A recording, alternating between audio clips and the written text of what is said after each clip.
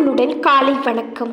புனித யோவான் எழுதிய நற்செய்தி 1ஆம் அதிகாரம் 1 முதல் 18 வரையுள்ள இறைவார்த்தைகள். தொடக்கத்தில் வாக்கு இருந்தது, அவ்வாக்கு கடவுளோடு இருந்தது, அவ்வாக்கு கடவுளாயும் இருந்தது.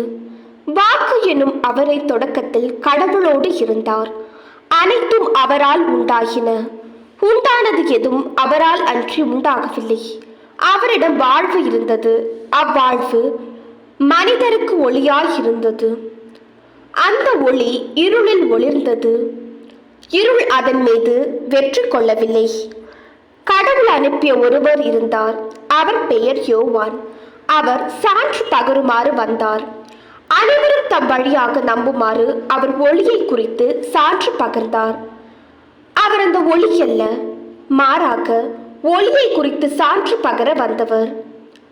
அனைத்து மனிதரையும் ஒளிர்விக்கும் உண்மையான ஒளி உலகிற்கு வந்து கொண்டிருந்தது. ஒளியான அவர் உலகில் இருந்தார். உலகு அவரால் தான் உண்டானது, ஆனால் உலகு அவரை அறிந்து கொள்ளவில்லை. அவர் தமக்குரியவர்களிடம் வந்தார், அவருக்கு உரியவர்கள் அவரை ஏற்றுக்கொள்ளவில்லை. அவரிடம் நம்பிக்கை கொண்டு அவரை ஏற்றுக்கொண்ட ஒவ்வொருவருக்கும் அவர் கடவுளின் பிள்ளைகளாகும் உரிமையை அளித்தார். அவர்கள் இரத்தத்தினாலோ உடல் இச்சையினாலோ ஆண்மகன் விருப்பத்தினாலோ பிறந்தவர்கள் அல்ல, மாறாக கடவுளால் பிறந்தவர்கள். வாக்கு மனிதரானார், நம்மிடையே குடிக்கொண்டார். அவரது மாட்சியை நாங்கள் கண்டோம். அருளும் உண்மையும் நிறைந்து விளங்கிய அவர் தந்தையின் ஒரே மகன் எனும் நிலையில் இம்மாட்சியை பெற்றிருந்தார். யோவான் அவரை குறித்து, எனக்கு பின் வரும் இவர் என்னை விட முன்னிடம் பெற்றவர், ஏனெனில் எனக்கு முன்பே இருந்தார் என்று நான் இவரை பற்றியே சொன்னேன் என உரத்த குரலில் சான்று பகர்ந்தார்.